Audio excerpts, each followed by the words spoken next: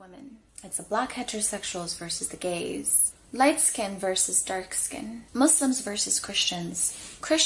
Black Christians versus the black Jews. Are you getting the gist of it? We can't move forward because we're constantly fighting each other. And yes, I know it's a game about numbers. It's a numbers game. As black people, we cannot crush this heavy system when we cannot even agree on our own humanity. Does that make sense? We're fighting with this person because they're of a different religion, this one from a different tribe, this one is dark skinned, this one's sexuality, this one's gender. We're so busy fighting over things that don't even matter. How can we ask for our rights when we can't even agree on our own humanity? Black people really piss me off sometimes when we're fighting over things that are irrelevant. It really does bother me. Even as a group, we can't even put our differences aside to fight a common enemy. That's a problem. Now, about 2 weeks ago, I introduced you to Frantz Fanon. I'm probably butchering his name. He has another quote that I want to share with you. He says, "It is clear that in the colonial countries, the peasants alone are revolutionary, for they have nothing to lose and everything to gain. The starving peasant outside the class system is the first among the exploited to discover that only violence pays. For him there is no compensation, no possible coming to terms. Colonization and decolonization, a simple question of relative. The majority of the people need to take to the streets. The majority of the people that are being oppressed need to revolt." And for those of you, we had a dictator who was running the country for 30 years. The country's situation got to a point that it was so bad. And that's why the revolution happened. Otherwise, people were going to be comfortable. They're going to take scraps and say, you know what, it's not to add to that, which is what I call middle class society is any society that becomes rigidified in predetermined forms, forbidding all revolution, all gains, all progress, all discovery. I call middle class a closed society in which life has no taste, in which the air is tainted, in which ideas and men are corrupt. And I think that a man who takes a stand against this death is in a sense a revolutionary. What he's saying is in this quote is that the middle class people are comfortable in a position where we have to revolt. That's what he's saying. And the true revolutionaries are the people who are at the bottom, who have nothing, and is able to see that this is not a way to live. Just because... All right, enough of that. Can everybody hear me? Yep. Okay. So my name is D Moss. Welcome to On Deck, everybody. For all of our viewers, that was a clip that I found on YouTube. If my computer freezes at this point, I want to apologize to all of the viewers. If you'd like to donate to buy me a brand new MacBook, I will have. Is it real? Is it feasible? You know, and if so, how do we do this? We have so many people operating from so many different schools of thought, so many different ideologies around blackness, what it is, what it isn't.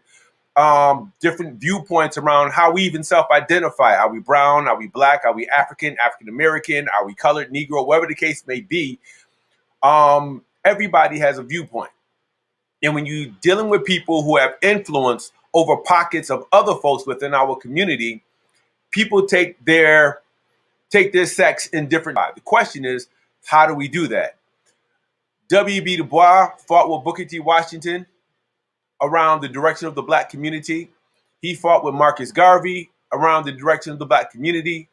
We had Elaine Brown and the Black Panthers. We had versus Malana Karenga and their organization called US. Then we had divisions within the Black Panther Party. They were split within the Southern Christian leadership and the folks who splintered off and went with core. There's been so many differences. It's kind of like we have this tendency to splinter in a million different directions.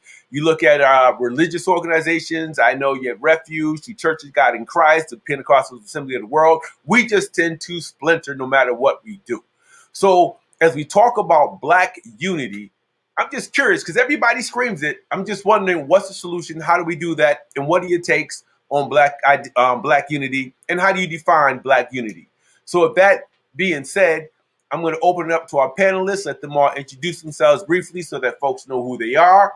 So if you agree, disagree, you know who you're agreeing or disagreeing with. So I'll start from the top. with Minnie Jones? So I'm Minnie Jones. Hey y'all. As far as Black unity being possible, it's absolutely possible. Very, very necessary. How likely? I struggle with that. I don't know how likely it is to happen. I sure as hell don't know how likely it is to happen in my lifetime. And I think even more prevalent question is, what's it gonna take for us to get to the point where we don't see unity as an option? Right.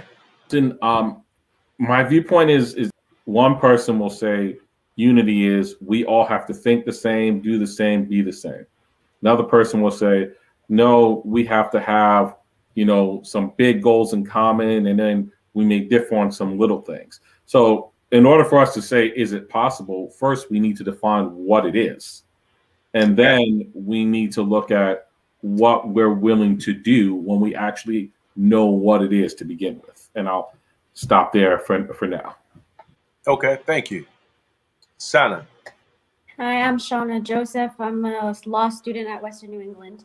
And I actually agree 100% with what Hanif just said. I think the main thing is finding common goals and defining those goals. I'm a huge fan of writing things down and setting them in stone.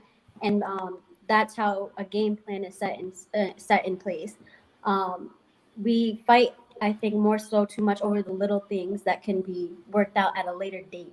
We need to come up with our main objectives and set those in stone, and then begin working together. Maybe set up leaders in each part of our nation and making sure that we can get those things done. Okay. Professor Matt. My stance right now is black people are not to echo what everyone said so far.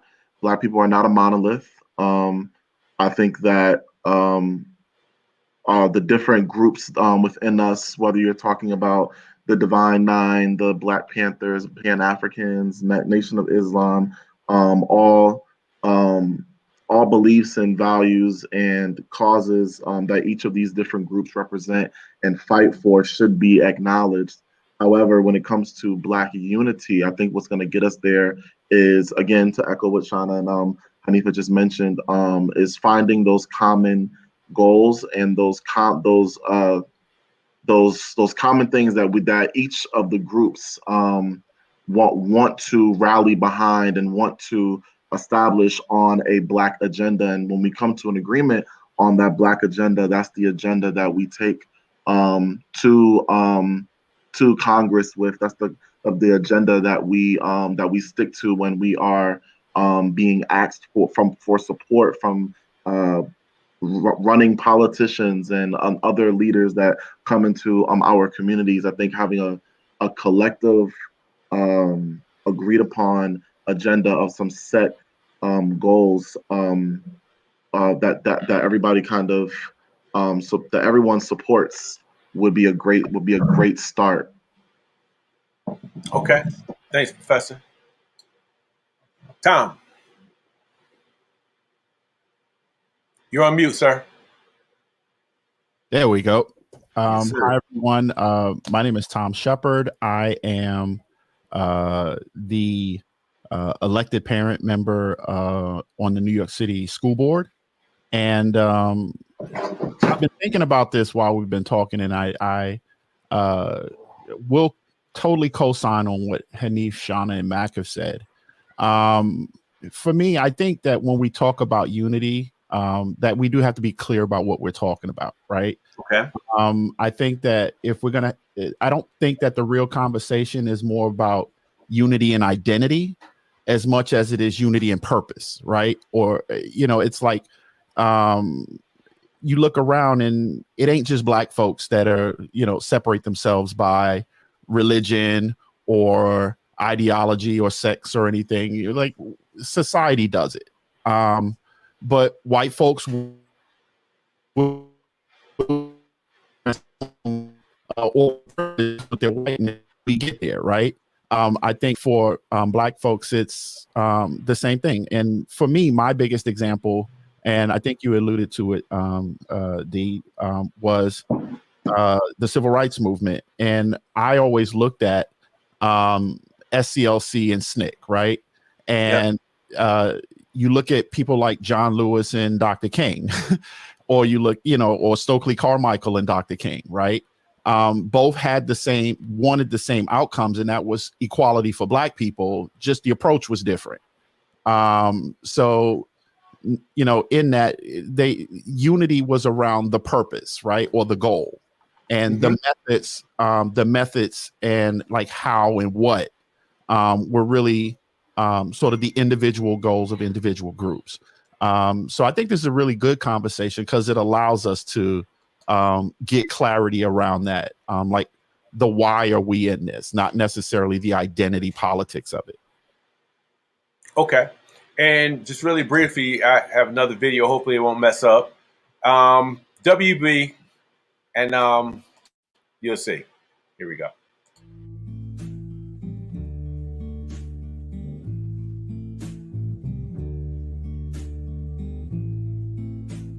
One of the first moments where Du Bois comes onto the national stage is the brewing controversy between his ideas about racial progress and how to move the race forward, and the leading African-American figure of that time period, the late 19th and early 20th century, Booker T. Washington. In the beginning, they agreed on many points about the importance of education and moving the race forward. It turns out, though, that because Du Bois was northern born and had access to some of the best schools in New England and really was encouraged to think broadly, it's been part of his elite graduate education, being trained in Berlin, working with Max Weber. By contrast to Booker T. Washington, who was self-educated, a very gifted and talented man, but he was born as a slave. That fundamental difference certainly shaped their sense of change over time.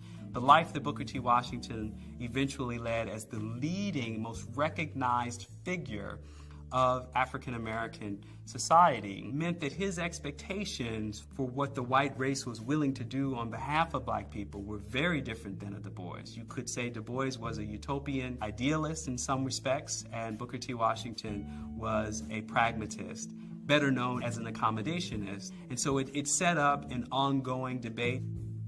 Eventually, Booker T. Washington's program sustained the ethos of Jim Crow America because it was about Black people working, but on white people's terms.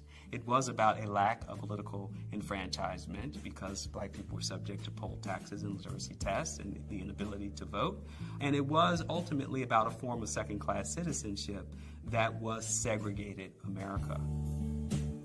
In this regard, Du Bois did see that real change, fundamental change, living up to the real promises of racial democracy in America depended upon agitation, depended upon a grasp for power.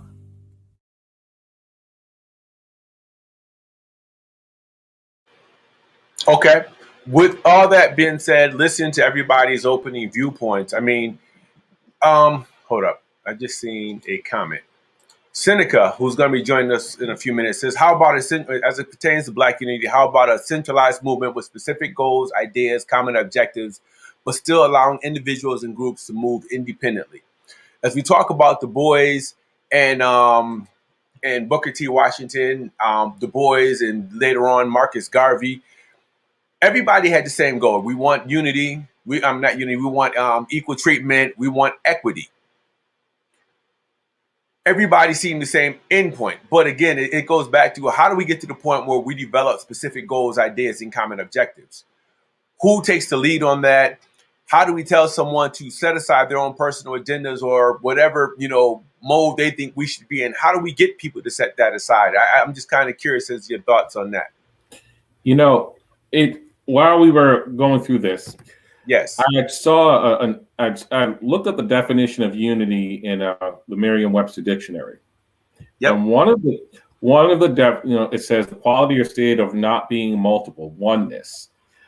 But the second definition, the first part of it, is the one that caught my eye. It says a condition of harmony, accord, Now, the reason why that caught my eye is because, being a musician and being, a music educator, one thing that we have to talk about a lot is harmony, the notes that make up chords and songs.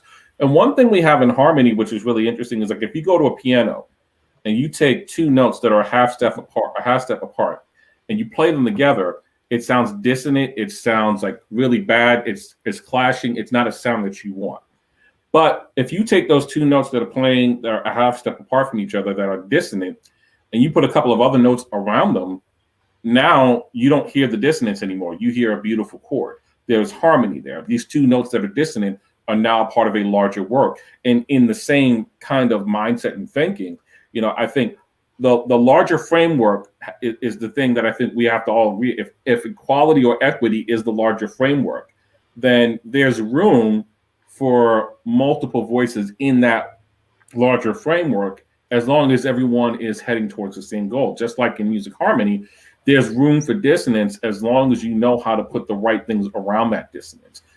As long as you know how to put the right things around it so that you've got this tapestry of harmony that you're using as a vehicle to broadcast your thoughts and ideas. So like unity isn't, I've got to borrow a sci-fi reference.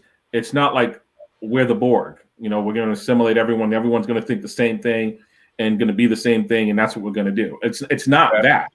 It's we have the common goal. There are some things that we're going to do, because there's not a single one of us on this panel right now that can say that we think the exact same thing about this one topic.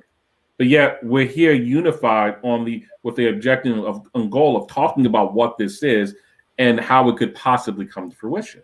So there's unity even amongst that thought of why we're here today. It doesn't mean we would all approach it the same way, but there is a common framework that we're working with or working towards. Okay. Tom, I think I seen your finger up. Go for it. You did. I was thinking about just history, right? And I think back to like 1972 and Black folks came together like this before in Gary, Indiana, right? And you had folks come from everywhere and represented all sorts of views and positions, right? And hashed it out. And it was loud, it was ruckus. Like folks argued their positions, faithfully.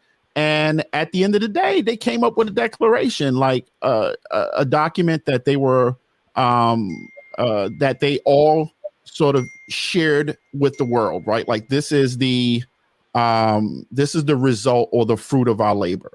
And the question you asked was, I guess, what can we do, right? Like, it has to be kind of rooted in action somewhere, right? Like we can have a philosophical debate about unity, but at the end of the day, what does it mean, right? Or what are we prepared to do in a space or in an environment of unity? And maybe this is part of it, just kind of like hashing it out, getting through the issues, bringing our own experiences to the space and putting something together that we're all comfortable with sharing with the world. So that would be my take.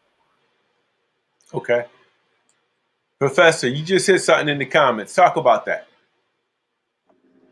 Yeah, I think coming to common goals has been something that we've been doing a lot more of. Like I even noticed this past year, these past couple of years, seeing how Black conservatives and Black liberals are coming in more in agreement on police brutality as being a common goal of a common cause of interest on both parties. But I think what always ends up becoming the problem is what's the approach that we're going to take? What's the method that we're going to take to achieve said goal? And every group has their own opinions on how to reach that goal. I think there was only probably one time in my memory bank that I can remember where we tried to establish something that was going to get us to that point where we can have a collective agenda. I don't know if anybody remembers the State of the Black Union meetings that used to happen. Yep. I don't remember how I was so young when those were going on, but I remember seeing the playback when I was in Clark, Atlanta, and I remember seeing like how hectic it was in that room. But there were several ideologies and beliefs and different representations of us in that room, and they were having these conversations of, okay, you believe this, you believe that, but we all agree that we want to change this. Okay, so how are we going to do that? And you had a panel of like the most respected in the game on stage, from Cornel West to there was a rapper, there was a politician, there was this person, that person, and I don't necessarily feel like they led to, I could be wrong, that they led to anything, that it resulted in producing anything that was concrete. However, I thought it was a step in the right direction, and I would love to see that come back in some sort of fashion. Those State of the Black Union, because it was a large platform. It happened every year. It was annual. I don't know necessarily why it stopped, but it was well respected, and I thought it was a step in the right direction of getting some of that Black unity, and having those collective conversations that were necessary. And I also think, however, though, I think one of our problems with the State of Black Union is that it was televised. I feel like those kind of conversations shouldn't have been televised. It shouldn't have been like a mass production on TV, like CNN was showing it, CBS was showing it. I think it's if you're gonna get those well-respected leaders from these different groups within our community together, I think that should be a private conversation amongst us that we should have on our own, to keep the politics and the clout away from it, and have a serious conversation on what do we agree on, what approaches do we agree on. Okay, cool. Now we have an agenda, we have a plan. Now let's work towards policy change. Right. Okay, and I think I hear a lot around communication has to be a little more effective. Communication has to be much more private. And to go to Hanif's example, when he talked about the music, I'm sure as a composer in your head, you're having a million conversations with yourself. If you were putting that same composition together, would you do it publicly and invite input, Hanif? The only way I would do it publicly and invite input is if I was doing it for a teaching tool. But on a normal basis, no. It's not going to be in public until it's ready. Okay. The other piece, so communication is essential. I think the other piece is, Terrence, I remember the conversations when they had that organizational effort. I remember that. You're right. It was on C-SPAN. It was on everything. The problem, well, I think that's a bad start. One of the challenges is the fact that half of these people were not representing any large body organizations. They didn't come to the table with if they were in organizations, they didn't come with their organization's objectives. They didn't break down what their strategic planning process was. They never got to the point where they talked about the overlapping strategies and how they can work together. I may be Muslim, you may be Christian, but at the same time, there are a million other areas that we can actually work on together. So when we talk about synthesizing those strategic strategies and saying, and just really putting a plan in place to say, how can we get these 10 organizations to work together on that effort since they've already started? When we talk about unity, I think it's more of a planning process, more than a clashing of theories or schools of thought. So what do you guys think about that? I'm just kind of curious. Minnie, you've been quiet, so I'm putting you on the spot, and the finger went up just in time. I was about to, I felt it. It's crazy to me that I love the metaphor that Hanif used, because we really only are like a half a beat apart. It matters, but we really are like just missing each other. And I think maybe it's because people think we have to agree on the how. I don't think we're ever all going to agree on the how, but we don't have to. We got enough issues where, everybody can deal with it accordingly, but as long as we're all moving toward the same common goal, it's unrealistic to think everybody's going to want to solve problems the same way. Right. So we need to stop thinking like that, that we need to, agree on the how. We're not going to televise these conversations that we have. We have to have a system to control the flow of information. The Underground Railroad wouldn't have been successful had there not had been a system for controlling information. If we're going to have these conversations privately, we need the platform to distribute the information to the masses, but also to our masses, not to everyone. We have to control the flow of information. We need a system. We need a code. We need an agenda. We need a system. And in that order, but we don't always have to agree in not any one agenda, even though we'll have one, generally speaking, but different locations, different groups of people have different issues or have issues that are unique to their situation. So everybody still needs the freedom to address those things as individual components of the whole, if that makes sense. No, it makes a lot of sense.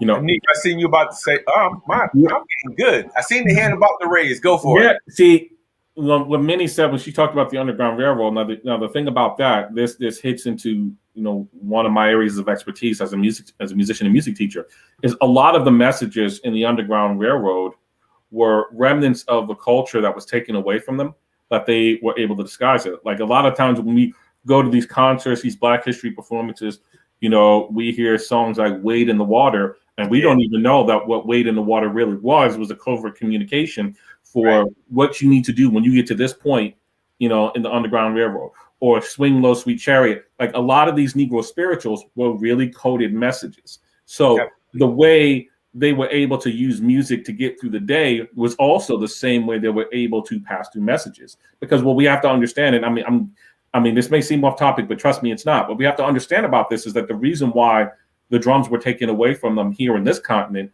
is because the slave masters realized, wait a minute, they know how to communicate with this thing, because their languages were not phonetic languages. They were oral languages. And the patterns of drumming were literal words that were being used to communicate. So when that was taken away, they found a way to continue to preserve their culture, as well as to continue to pass messages in ways that no one knew. So when we talk about the dissemination of information when it comes to unity, we have to look at, not just what do we use in terms of the technology and tools, but how do we continue to use the culture that we have. And in this country, Black culture is I don't want to say fractured or splintered as much as it is. It's very diverse, because Black culture, in New York is slightly different than certain parts of New England, and is very different in certain aspects of the South. But there's still a lot of things that are in common. So it's very critical that, at least from my perspective, when we talk about the dissemination of information, that we do it in a way, especially if we're trying to make sure that we know and that everyone else doesn't know, that we do it in a way that is common to everyone, that everyone's going to understand. Okay. Tom? Yeah, I'm going to just, my addition to that, and it's really going to ride on something that Minnie just said, is, what and how speak to process, right? And, the process is the thing you develop, right? Why is sort of the goal, the reason, right? The motivation.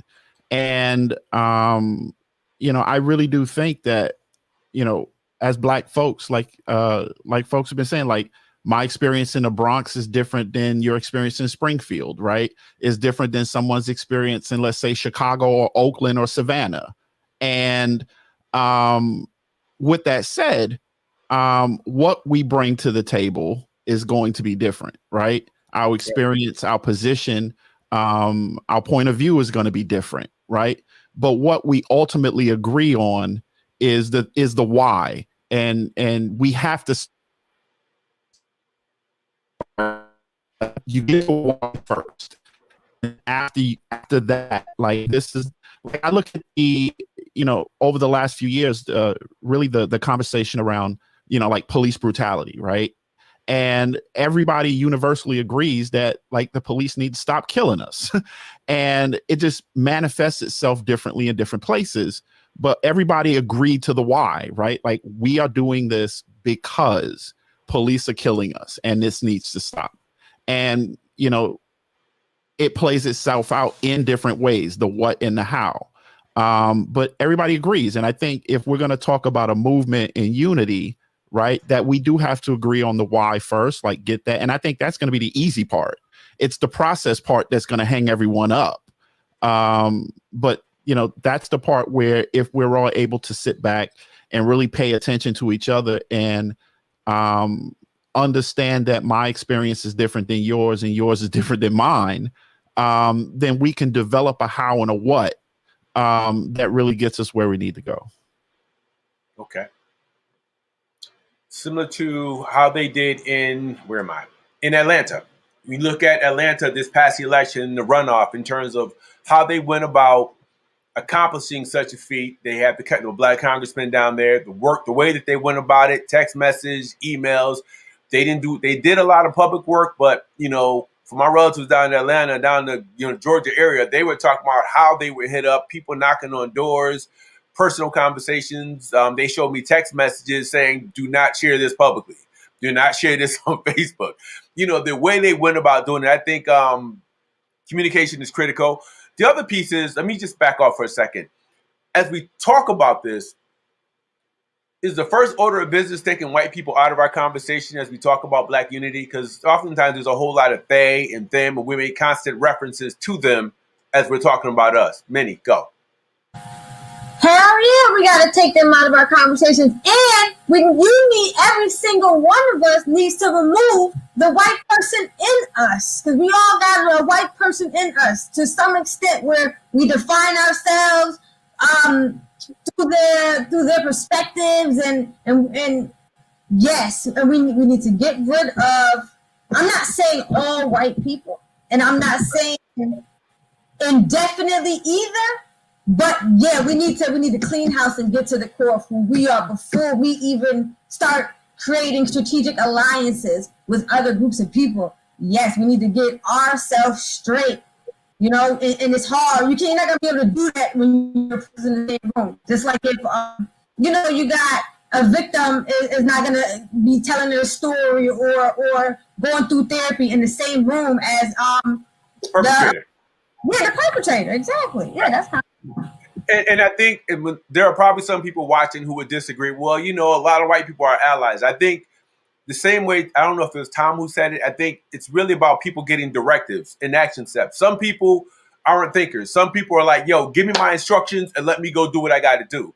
I think when it comes down to our white allies, if you're really aligned with me and you're an ally, this is what I need you to do. A, B, C, and D. The other conversations we're having in our kitchen, don't worry about that.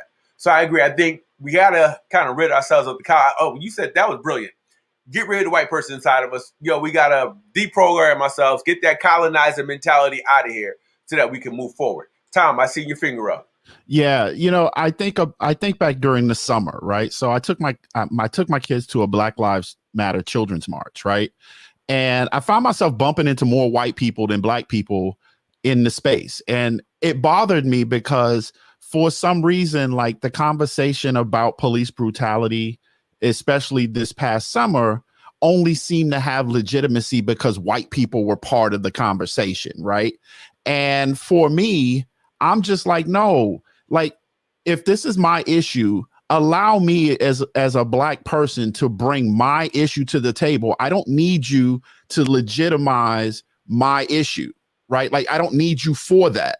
Like you said, I need you to do stuff, but I don't need you to legitimize my issue or delegitimize my issue, right? And that's what's been happening historically. Like, you know, we are systematically ignored until it affects them, right? Or until their issue kind of looks like ours. It's the same thing where if you look at like drug abuse, right? It was a crime for us, but a health crisis for them. Right. Okay, I think the problem is like, but we have to assert ourselves in that space and just be like, nah, you can't own my problem. Let me own my problem, bring it to you. And this is what we as a Black people need for you to do as a white people. And I'm completely good with that. And I think the Black Lives Matter is a perfect example of what Minnie was saying in terms of keeping them on the outside. Eventually, somebody figured out when the cops started shooting rubber bullets and, you know, pepper spraying everybody, you do what? You move all the white people to the front of the line. So we got to have our allies, but they need to understand their role and they need to know their place. The other piece, when we talk about the Black Lives Matter movement, there were even dissension in the ranks there, because as we're going after the police department, we were still losing equity in terms of employment opportunities. We had no political voice. The people sitting around the table discussing Black Lives Matter and what we would get, what they would negotiate on and what they wouldn't, didn't look anything like us.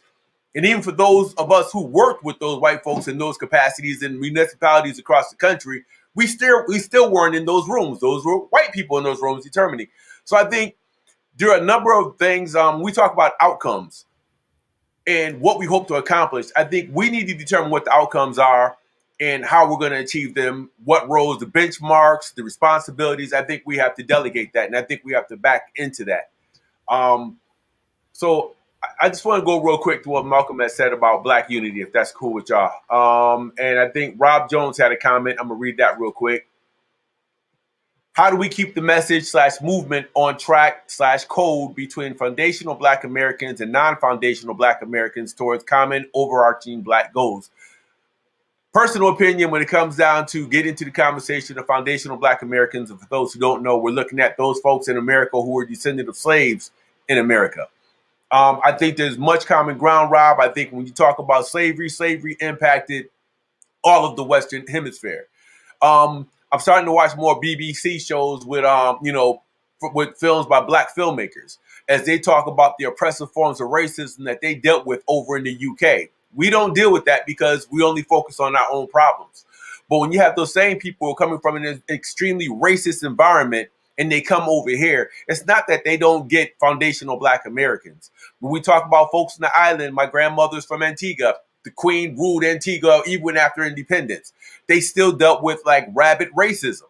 So the thing is, we can't just disassociate ourselves. I think we have to do a better job of educating folks on what the real issues are. We don't necessarily do that at all times, but we have to do a better job. Our families are so heavily integrated with West Indians that you really can't say, well, they're non-foundational, because if that's the case, then I shouldn't be a part of this conversation as, the descendant of an immigrant from Antigua. So I think we have to be real careful with our language, because what we don't want to do is cause further division. And I think sometimes we do that.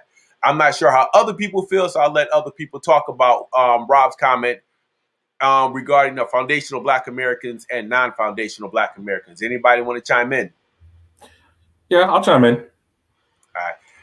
And before you do, I think that's like that's one of those distraction type comments. Rob's gonna. It's a straight distraction because it pits us against us as we're trying to figure out how to overcome them. But go ahead, Anif.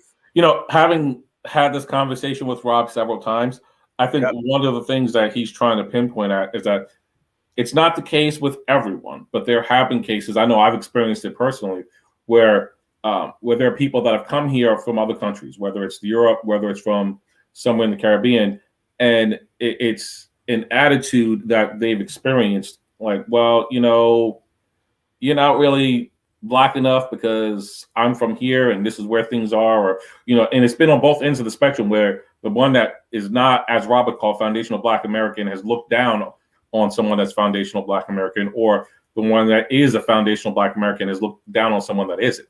And I think it's like, that in and of itself is a separate issue, so at least in my mind it is. No, it's not really a separate issue. It's the same game that's going on all around the world of getting everyone to hate everyone that looks similar to anyone else. I mean, You see that when it comes to the European breaking into China. What's the first thing that they tell them? Don't trust Black people. You see it in India. My first trip in India, you see the way they treat people who are darker in India, and how the number one product in a corner store in India is skin lightening cream. So these things that Rob is talking about, I get why he's saying it to a certain extent, but at the same time, it's kind of like we're majoring on a point that's more of a distraction to the greater point. It's not that the point isn't important, but it can kind of fit into let's first agree on our overall goals as to what it is that we need to be doing and what it is that we need to be getting at. Okay. And before we go to Tom, I just want to point out, if we operate on that principle, if we operated on just the whole focus of Black unity on that basic principle alone, remember who you'd be eliminating: Marcus Garvey, Noble Drew Ali, Stokely Carmichael, aka Kwame Ture. The list goes on and on and on. There are so many people of West Indian descent or non-foundational Black Americans who have helped to shape our perception of ourselves. So I think we have to be very, very, very careful. Stephen Biko's I live and die every time I read that man's biography. Without people like that, non-foundational Black Americans, I think we lose a lot. I think the other pieces, those are family conversations. I have brothers that I don't necessarily get along with. Don't mean that my children won't play with theirs. I think we have to work that out. That's the conversation that we don't go public with. But go ahead, Tom. I think I could sum it up kind of in one sentence, right? Go for it. It don't matter what boat you came in on, we all in the same boat now, right? Like the rest of it is a distraction. And, you know, if the boat is sinking, then what do we do to keep it from sinking, right? It don't matter, you know, where you came from. You on a sinking ship. What are you going to do about it? And, you know, I just think that's sort of the best approach to take, instead of like sort of nitpicking at who's light skinned or who's dark skinned, who from the islands, who was born here, was you born in the North or South? Like, to me, that's actually almost irrelevant in terms of the issue, right? You know, there's the experience we bring, right? That's the boat you came in on. And then there's like, we're all in the same boat now, means no matter what your experiences is, you know, your historical experiences, there is a shared experience that we all have right now. Right. We're all behind enemy lines, bottom line, and we're fighting with ourselves. But at the same time, Tom, let me just argue the reasons why when we talk about Black unity, one of the reasons why we don't have it is because we get caught up in all those little trivial distractions: light skin, dark skin, educated versus non-educated, the ex-con versus the guy who's never going to jail, the short guy versus the tall guy.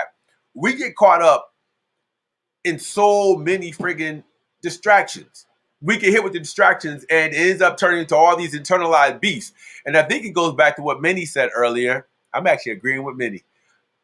Get the white boy out your head. Got to get him out of your head. You got to rid your colony. You can't bring up issues like that. That just tells me you're still dealing with that colonizer mentality. We got to rid that. Demetrius Chambly, what's up, Demetrius? On the sideline says we need to tell our white supporters to do more marching in their neighborhoods where these racists live. I agree. And I think as we talk about racial equity, that has to be part of our strategy. Are we the ones that take this argument before white folks? Or do we let another white guy go back and address and have that conversation with another white guy about how wrong he is? We have to be in a position where we can give them their marching orders. You go march. You're an attorney, you're a politician, you need to go deal with them attorneys and politicians on what we need. I think we have to give them marching orders. We tend to get in rooms of white people and we acquiesce to them because we always want to make them feel comfortable. But I think to get to that point, as many stated, and I'm going to keep saying it, we have to get the white folks out of our heads so we can figure out exactly what our goals, objectives, benchmark strategies, and expected outcomes are. If we don't do that, then our grandkids will be having the same conversation in 25, 30 years. Anybody? Professor Mack, you've been quiet, brother. Go ahead, Minnie. I think that also it's an egotistical thing as far as thinking that everybody has to agree with the method or the strategy. It's an ego thing. That's someone saying, no, do it my way or do it this way because I'm right and you're wrong. You know what I mean? And that's stumbling block. And we have slavery has embedded in us and innately too as being African people, but the spirit of competition. Like, but we're always in competition. And when you try to get, you know, kids from Africa to compete with each other, they don't. You're like, oh, you ask them to race to something, and whoever gets there gets that thing, and they hold hands and they run together.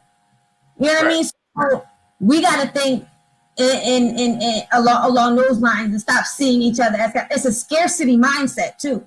That there's not enough success and there's not enough resources for everybody to do things the way they want to do things. That's a scarcity mindset.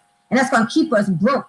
And also, we need to balance the masculine and feminine energy in these organizations. A lot of organizations are for Black people or Black women. Like we don't function harmoniously in that sense. And I think that when these organizations, and we talked about this before, when you have two male-led organizations coming together, that ego, is a lot. It's a big stumbling block. Like how the U.S. slaves and the Black Panther Party, how COINTELPRO was able to create such dissension between organizations because pride wouldn't let two men sit down together and have a conversation about their issues. You know what I mean? So that pride and that ego is a big thing. But mothers, we work together. You know what I'm saying? So that's what I mean when I say we need to balance that masculine and feminine energy within these organizations also. Right. And I'm glad you brought up the Black Panthers and Milana Karenga's organization, US. We have to be cognizant of the fact that as we organize, there are going to be outside influences trying to penetrate. And when we talk about ego, and this is actually a male and a female, so I think we balance. Watch this, and this is what we deal with when we try and come together. We have two masculine, feminine energy. I didn't say males and females. No. I dig you. Okay. I dig you. We good. So this is Elaine Brown and Milana Karenga talking about each other.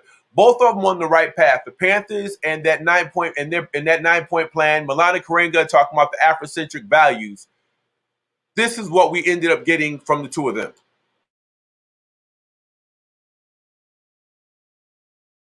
They drew first, us people drew in defense, and that's when the shootout happened. It's a tragic mistake. I don't understand why no one doesn't get that Chuck Chasey, for any intents and purposes, as much of an FBI operative as anybody. He kills these two men, he shoots John in the back, and Bunchy turns around unarmed and gets shot straight up in the chest. The Panthers and the left then began to lie about us, say we were agents, say we killed the Panthers. This wasn't some casual event that happened accidentally when tempers flared. This was a planned assassination of leaders of the Black Panther Party for a very specific reason. Because as J. Edgar Hoover had said, we were the greatest threat, and he was going to eliminate that threat. And I bring them, I play that video. Oh, I think I'm frozen. But I play that video because both organizations were on the right path in terms of one talking about Afrocentric value system and the other one putting together expected outcomes for our community.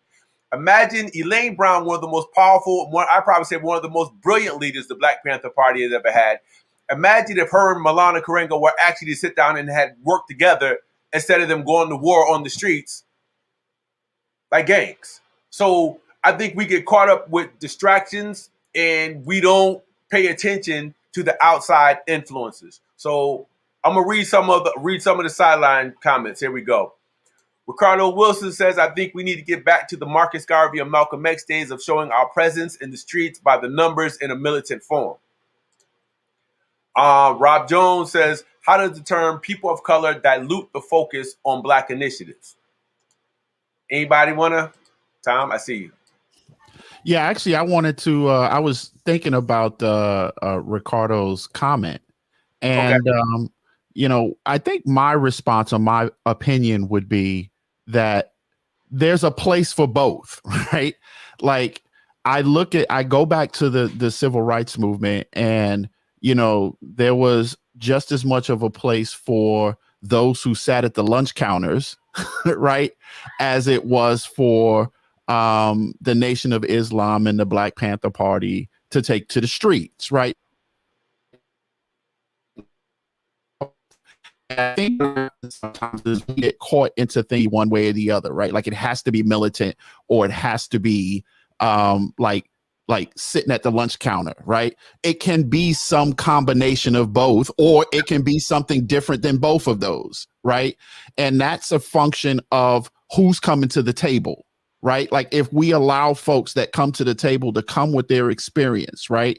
And not really get stuck in this my way or the highway mentality, but say, you know what, Black Panther Party, you take it to the streets, right? While I go and sit at the lunch counter, while the next person goes and decides they're gonna sit on the front of the bus, and you have you have a coordinated plan that really respects what everybody brings to the table. It doesn't have to just be one way.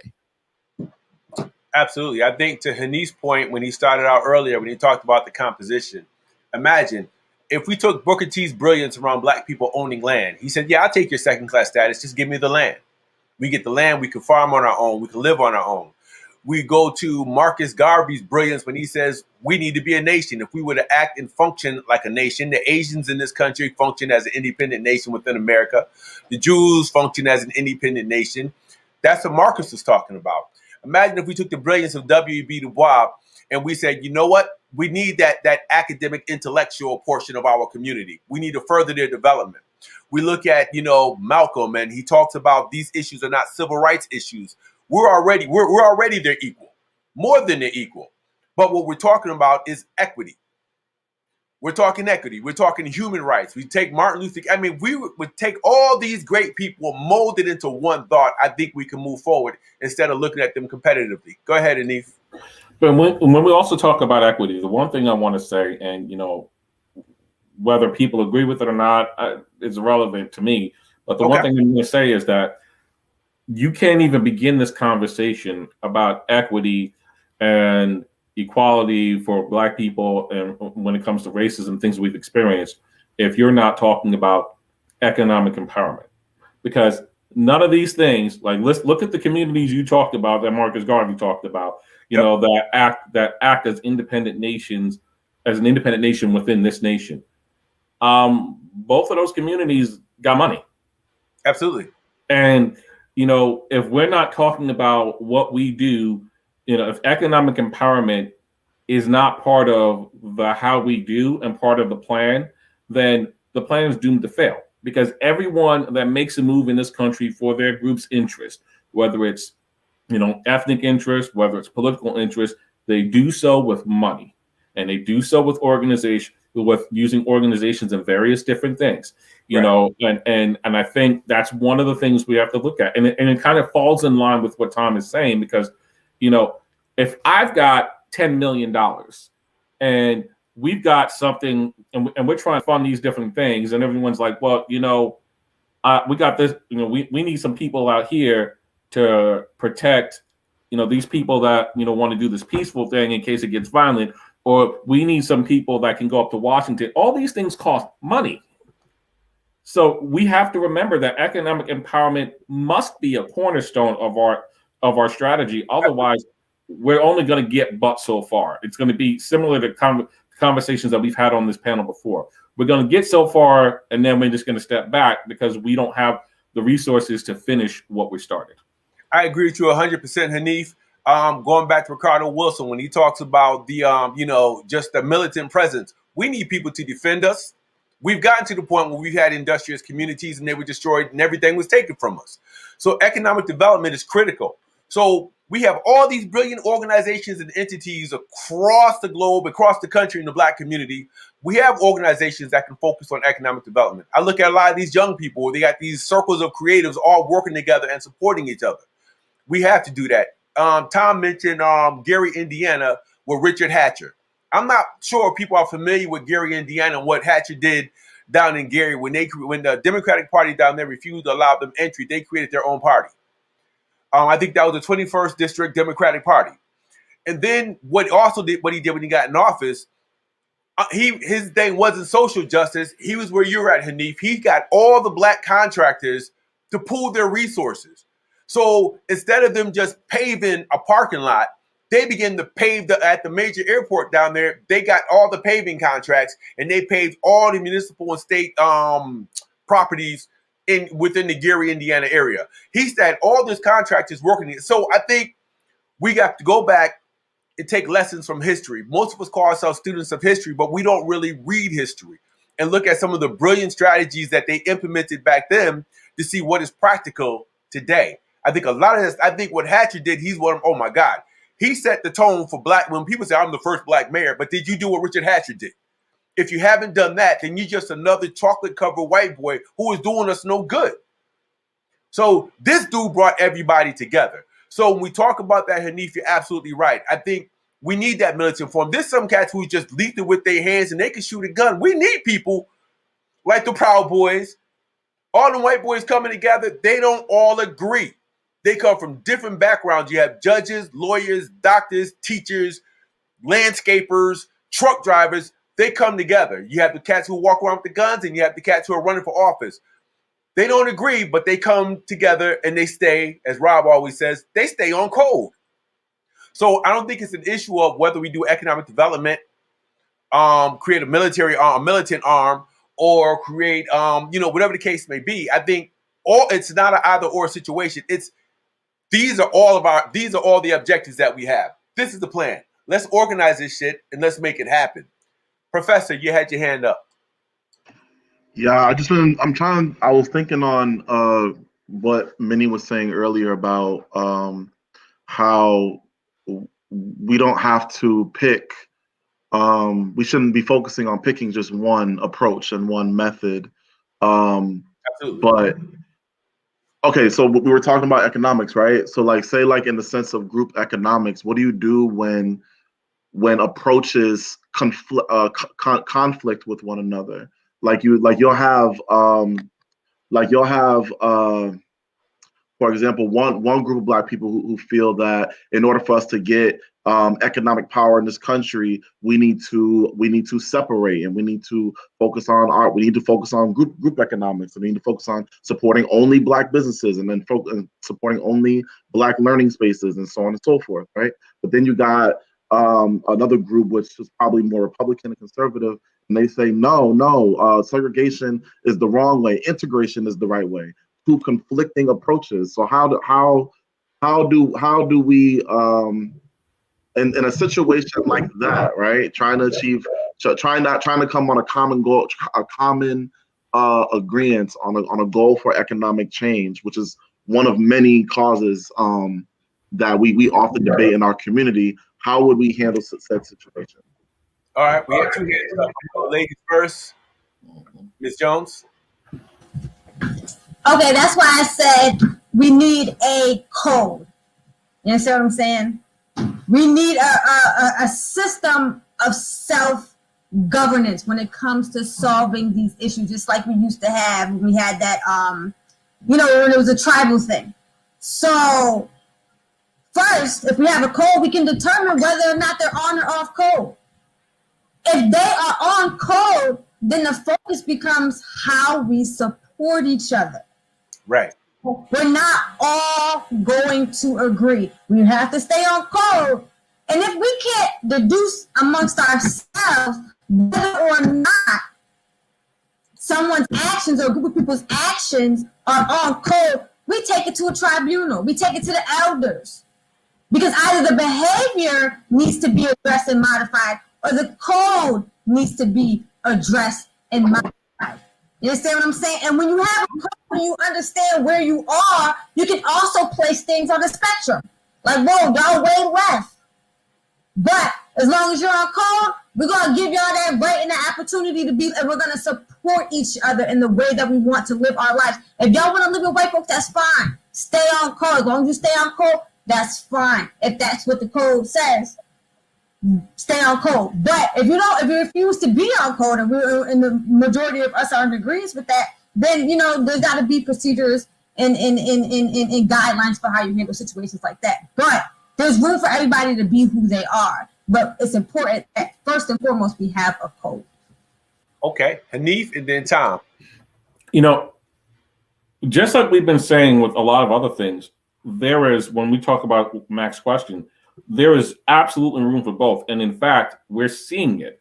I have read at least in the last 5 or 6 months, I've read at least 7 articles where groups of Black people have bought land and are building cities strictly for Black folks in this country, for their own towns, own governments, own businesses, everything Black.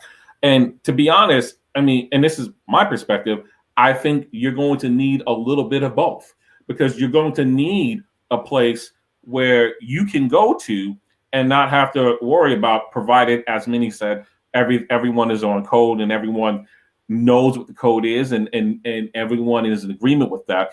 But you also need people that can continue to learn more about where they are in order to empower others to be able to do better. Because, like D, firsthand from your experience that had you not been where you were, there's certain things that would not have been able to happen for the communities that you serve because no one would have known what to do or what to say. So we need that. We also need that. What that really says to me is that you're not really about the community as a whole. You're about drawing acolytes to yourself. You're about getting, becoming the big I, the big chief, the one that everyone goes to, versus looking at the fact that everyone doesn't think that way. And, if you want things to happen, especially in this country, you're going to need a mixture of things. And that's going to come down to who can do what. I've said it on the show before. Back in my days when I was a big pro wrestling fan, it's my favorite line by my favorite pro wrestler, The Rock. Know your role and shut your mouth. In this case, to shut your mouth means know your role and do it. Do it, yeah. Period. Yeah. So, to answer Mac's question and to, in a way, like co-sign what Hanif is saying, like, I think there is room for both, right? So you will have times when, the way, but I think what we can do is if we allow for the creation of spaces that respect both, right? Like there may be some times when Black folks might just want to, start their own that represents the community, right? Like I think there are ways that, like, it doesn't have to be either or. And I think the problem is we spend too much time making it either or. Part of the problem, again, is when we talk about unity, it means everyone, right? And it means respecting everyone and where they come from, right? The minute it becomes, me versus, then it's not unity anymore, right? Unity is respect for, again, people's experience and what they bring to the space. And the goals and solutions should also reflect, right, what people's experiences are. So that was my addition to it. All right. And for those who just tuning in, we're about to close off, but we were talking just so folks understand what it really means. I see what the brother is saying. Integration hasn't worked for us. Come on, y'all. Integration means white. It absolutely means white. It absolutely means assimilation and whiteness. I get that. But at the same time, before the majority of us can get to that point, we have to understand what everything negotiate. It talks about developing a process so that we can all come together. I think that's more important than wondering whether or not we're going to integrate or segregate from white people. I think we need to get our act together first. To Minnie's point, I think I'm going to sum up her thing with 3 words: accountability, reward, consequences. We need to know where the parameters are. We need to know that there has to be a system of accountability. When we talk about, to Mac's question, in terms of how far people go, where they go, whether we do it together, I think people need to understand if you don't stay on code, there will be a consequence. And accountability has to happen on our behalf at the same time. I think we have to decide who speaks for us. Freak what white people think. But I think if there are more steps off code, what's the accountability going to be? What's the consequence going to be? Doesn't mean you have to kill me, but it means that, okay, we're going to whitelist this dude. He gets absolutely nothing. Everybody needs to stay on code. Otherwise, it defeats the purpose of even coming up with a code. We don't have that mechanism. As it pertains to people wanting to separate or stay with white people and just, example, Alabama, we have 152 acres of land. We're about to negotiate for another 111. We're all moving back down there and developing our own little community separate from everybody. As long as we have a means to make money and ensure that it thrives from food, the whole 9 yards, we could grow food. So for those who think that we can't do it and it's impossible, no, it's not impossible. We just have to do what we do. Does it mean that's the end all to be all for everybody? Absolutely not. But we need to develop a process where we can get all these schools of thoughts coming together and we can function. Go ahead, Hanif. And Hanif, when you start yours, also make yours a closing thought so we can move forward. Yes, sir. And on that same token, we need to not belittle people who do not do it the way we think they should. If it's Candace Owens, I'm going to belittle her. Now, Candace is different. I'm joking. Well, yeah, but on the real, when you talk about a Candace Owens, she's just a paid mouthpiece. She don't even really mean half of what she's saying in the first place. But when it comes to these things, like, look, we have to stop belittling people that don't think like we do. You know, we don't always have. Once again, we don't have to agree on the methods, but we do need to agree on the what. We need to agree on the what and the why. The how is different. The how is going to be based on who you are, what's available, and what you're willing to do. Because everyone is not willing to go out and take the same steps. Everyone is not willing to risk the same things, and everyone's not willing to sacrifice the same. So I just want to say that, you know, and like as far as the closing thought, is unity possible? It is absolutely possible as long as we have the correct definition of unity. Unity does not mean that we all have to think the same thing, do it the exact same way. It just means that we have to agree on a common purpose. We have to agree on what's the why, what's the what, the how that we get to it. It's different. And everyone can find what their how is, as long as we're pursuing it, as long as we, like many have said many times, as long as we are on code, as long as we have that accountability, as long as that we have those frameworks in common, the how can be a multitude of ways. Okay. Let's see. Terrence. We're looking at closing thoughts. All that. I echo. Hadith said everything I was going to say. But yes, just to echo what he mentioned. I do agree that we all different strategies can be acknowledged and coexist. But there again, as you were saying, needs to be that common goal. Those common goals that we agree that we need to collectively all put our attention towards. And I'm down for I'm always down to be a part of those discussions. I think, you know, On Deck is an example of one of those discussions where different all sorts of Black people come together and we're having these different conversations from different perspectives and beliefs and backgrounds. So I'm always down to create more spaces like this and be a part of more spaces like this, and I think that's steps moving towards the right direction. Okay, thank you, Tom. I guess for a closing thought, I would just add this. As people, our experiences and what we bring to the table are very different. And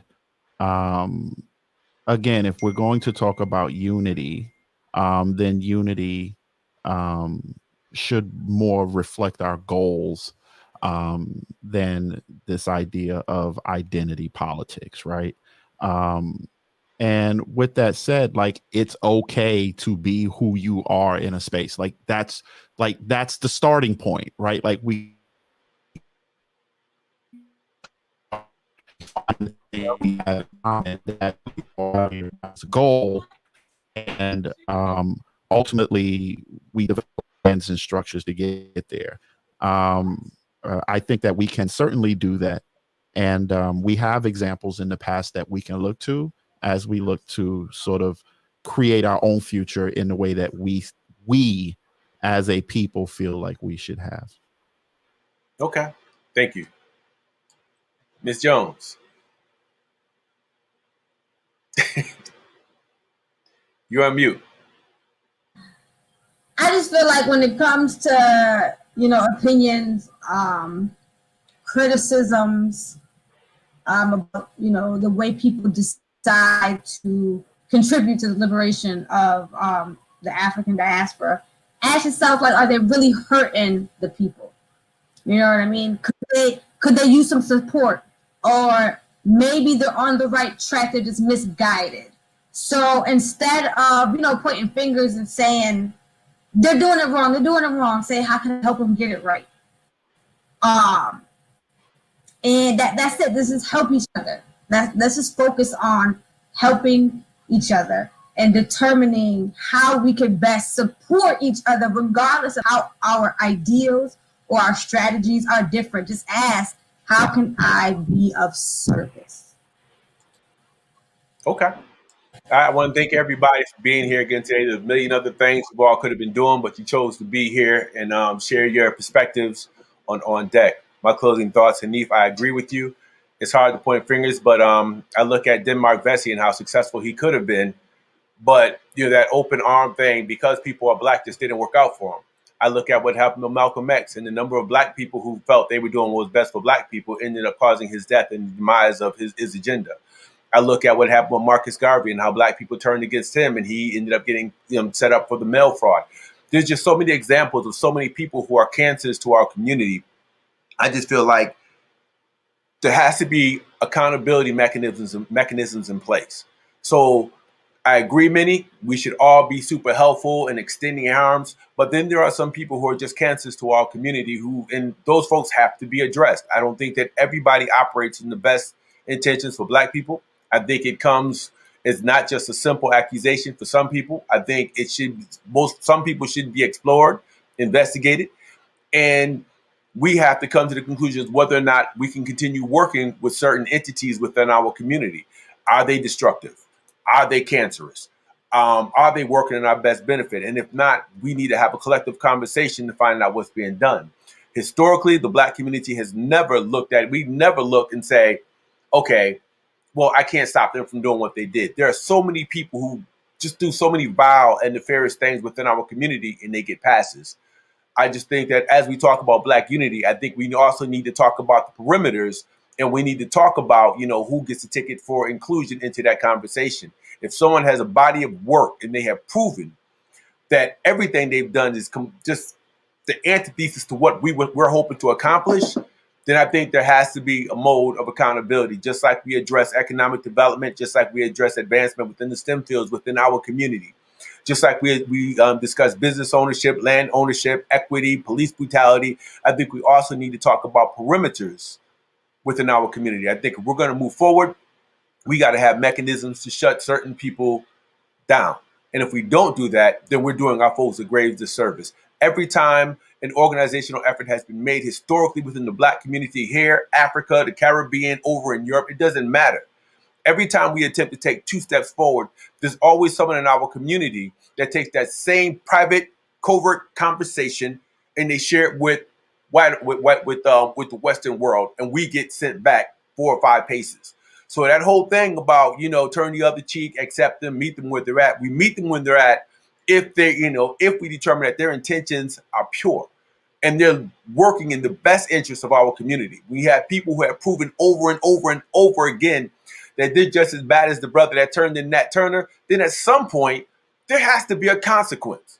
There has to be accountability. As long as we operate with no accountability, then we're screwing ourselves.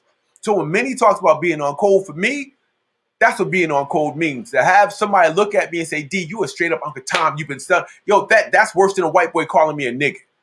I want to make sure at the beginning and ending of the day that my community can look at me and know that that's one black man I can trust no matter what.